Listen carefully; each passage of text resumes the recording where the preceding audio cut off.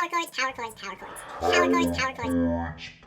Hey everyone, welcome to the first lesson of our intermediate guitar series. So, intermediate, I mean, there's really no strict definition of who's a beginner, so I kind of see it as like raw beginner, beginner, late beginner, early intermediate, intermediate, advanced intermediate, and then pro. And the reason I say pro is that by the time you're well into your intermediate studies, you can absolutely be gigging. You can be getting out, playing with others, learning how to jam, and that's really where the growth occurs, isn't it? When you're learning how to jam with other guitarists and listen closely to other instrumentation, listen closely to backing tracks, learn about what chord structure is going on beneath what you're playing and how to respond to that in a musical fashion. Really, once you unlock the door to intermediate, the rest of it kind of defies categorization. You might say a professional is someone who simply earns income, even if you're strumming a few chords at the local vineyard. Or you may say a professional is someone who teaches. You know, there's no strict definition at this point. So let's jump in. For our first module, we're going to discuss what makes a power chord, and how do you select the tonality after the power chord. So let's jump in. Having a solid handle on power chords, why they're called power chords and what makes them up, is going to give you an edge on knowing what to play and when to play it regarding instrumental sections, soloing, composition, scale usage, rhythm fills, and all of those things. So, what is the anatomy of a power chord? Let's start with our root string 6 power chords. Okay? We're going to start with root string 6 power chords.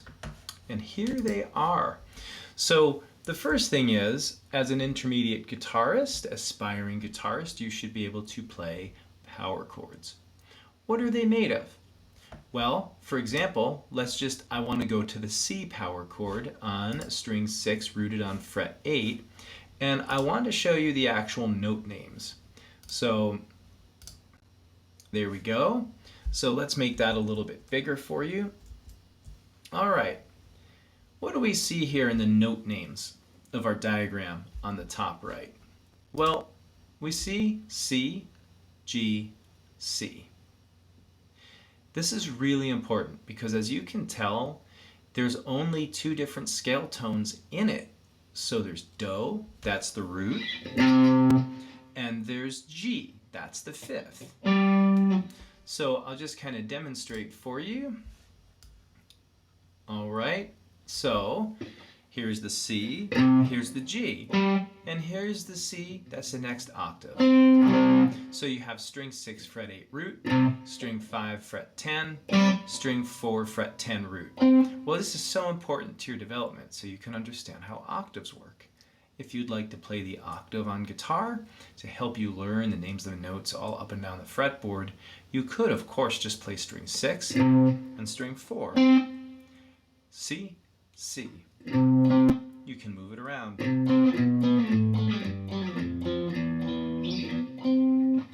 You can just do that game all over the neck. We'll get into that more a little bit later. But for right now, the point I want to drive home is that a power chord is neither major nor minor. For example, if we would like to flesh out this power chord and make it major, we will do this. That, my friends, is a major C chord in position 8. If we would like to make it a minor C chord, you will drop that E down to E flat. So, D sharp, sorry. I'm not sure why the system here spells things as a sharp versus a flat. But do you see the action here? Major, minor. Okay, and we would be using a bar of our first finger. So, major, minor, take away the middle finger. So visually here, I just wanted to show you that when we're playing a power chord, we're removing all of that information for our listeners and for our song. We're removing that information. So it's really important to understand that power chords are not major. They're also not minor. They simply are a root fifth. C is the root. D, E, F, G. C, G. That's why it's called C5. 1, 2, 3, 4, 5. C5. So you're playing C and G. All right. That is a power chord. So what does that mean for us as developing guitarists? Well, it means you're going to have to just use your ear or actually use music theory to understand the sequence of a chord sequence in a song, to know how do I solo over it. So if someone was just playing a C power chord for you, you'd say, wait, are we playing in major or minor? And they'd say, no. Nope. Well, where is this chord going next? So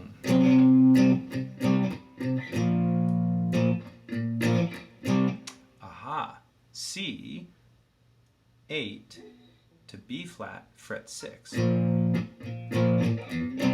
Well, that tells me a lot of things right there. Now we can have a discussion about what's the most appropriate scale to use. The chord progression of the song is telling us.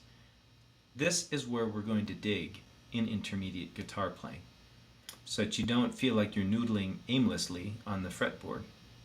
For now, what I would like you to do is be able to play the root 6 power chords all over the neck.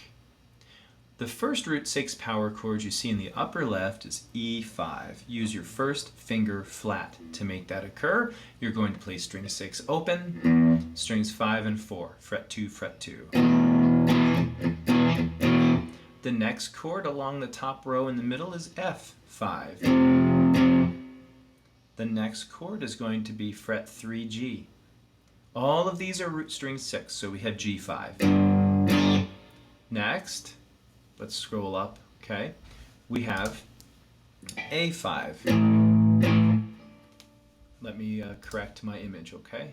There we go. So we have A5. That's in the top left. Now we have B5 in the middle. Now we have C5 on fret 8. Continuing on. I will have to move things around a little bit here. We have D5 on fret 10. And finally we're home to E5 on fret 12. Here we go, the whole sequence. Let's just bring it over to here. Okay.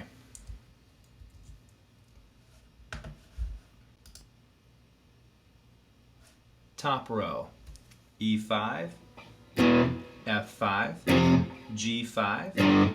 Middle row, A5, B5, C5. Last row, D5, E5. Let me give you a playthrough of just my guitar here. E5, F5, G5, A5, B5, C5, D5, E5. You can also do the two-finger method. E5, F5, G5, A5, B5, C5, D5, E5. In the next video, we're going to explore how you would play over a simple chord like C5. What would you play over it?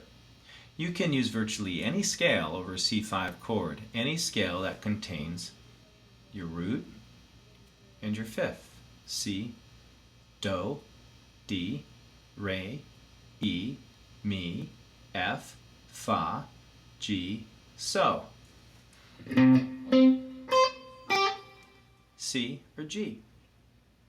Okay, we're going to deal with that in the next video, but for now, please play through your power chords.